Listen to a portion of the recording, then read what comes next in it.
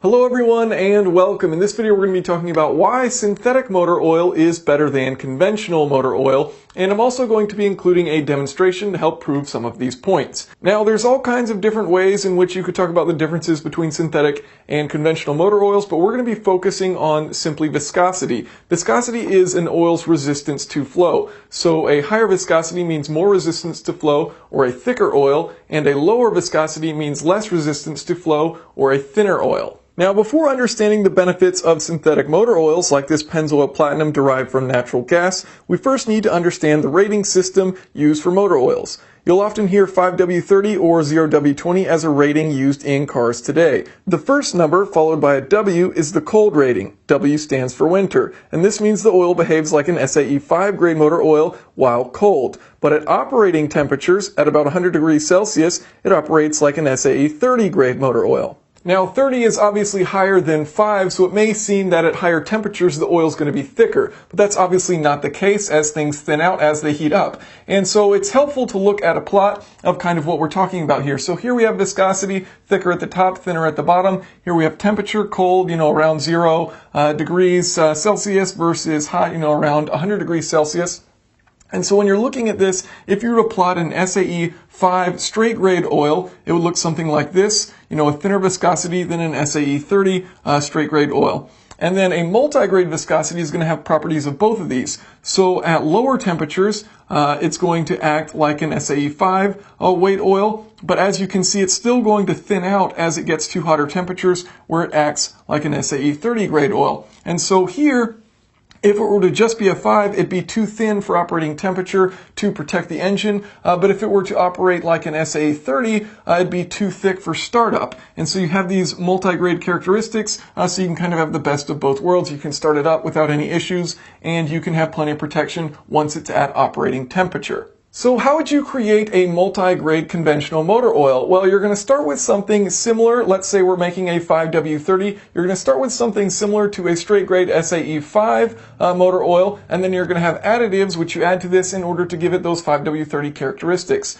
So you can add pour point depressants, and what these will do is lower the viscosity at low temperatures, and then you can add viscosity index improvers, and what these will do is increase the viscosity at high temperatures. And so kind of a way to think about how these viscosity index improvers work, you've got these polymers that are all balled up when they're cold, and so it's very easy for them to pass by one another, so you're going to have a low viscosity, and then as they heat up, they expand out, and so they get tangled more easily, and so that increases the viscosity because it's less easy for them to pass by one another, so you thicken the oil at high temperatures. Now, of course, it's still thinner than what it will be at low temperatures, but that said, it still has a thick enough grade to it that it protects your engine at those higher temperatures.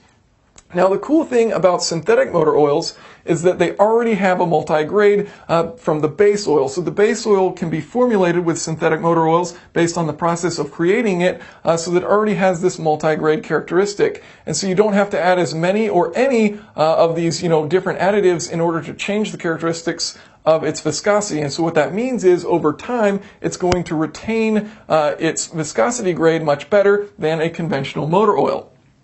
So looking at the oil change interval, here we have viscosity versus temperature, and this is at the beginning of your oil change interval, so you've just changed your oil, you've got brand new oil in your car. This is at the end, so once you need to change the oil at this point. And so if you're looking at conventional versus synthetic, originally if you've got 5W30, their curves are going to look exactly the same in here. So here's that SAE 30, here's the SAE 5.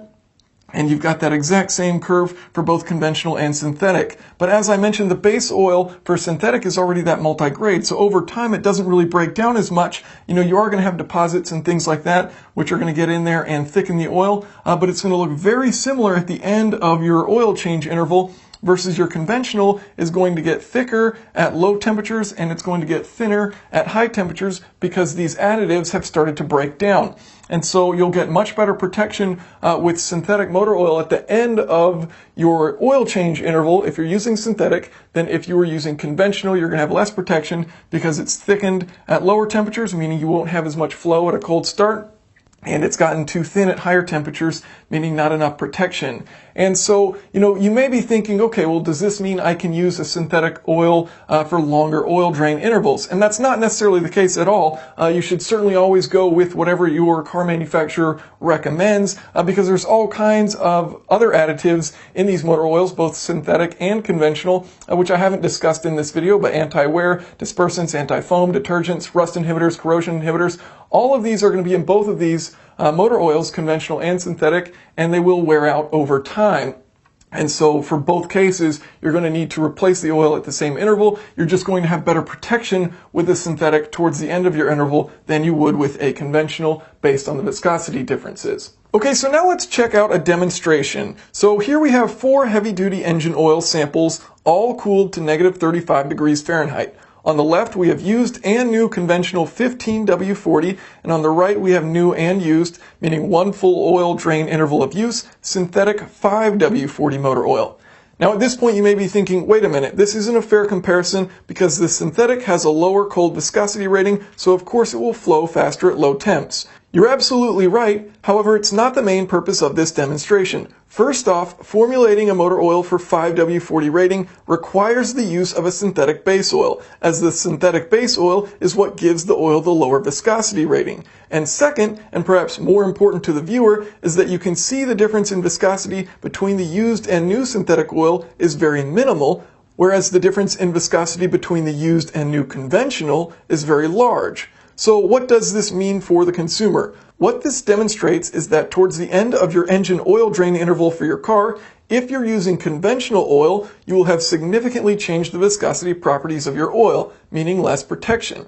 Using synthetic, however, means you'll retain the viscosity properties of the oil for a longer duration, and thus your engine will be better protected towards the end of the oil drain interval. So thank you all for watching, and of course a huge thank you to Pennzoil for sponsoring the video. If you guys have any questions or comments, feel free to leave them below. Hello everyone, and welcome. In this video we're going to be changing the oil in my 1999 Acura Integra. And a big thanks to Pennzoil for sponsoring this video. They have a line of synthetic motor oils which are created with natural gas as the base oil. Now, before we get into the oil change, let's talk about why you might use natural gas as a base oil. So an oil is composed of about 80% of a base oil, and then the other 20% of what's in here.